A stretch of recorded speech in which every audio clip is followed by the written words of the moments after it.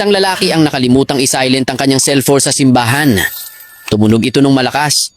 May mga taong nagbulungan, humusga. Pati ang pare, pinagalitan siya. Dahil sa sobrang hiya, umalis siyang mabigat ang loob. Kinagabihan, pumunta siya sa isang bar.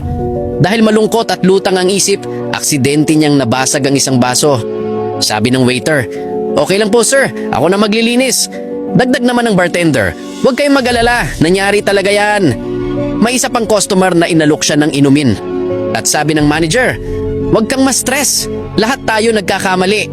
Ang mahalaga ay kung paano tayo trinatrato at nagpapakitaan ng respeto."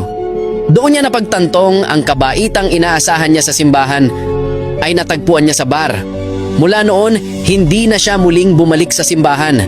Dahil minsan, ang tinatawag nating mga makasalanan ang mas may puso kaysa sa mga nagsasabing sila ay banal.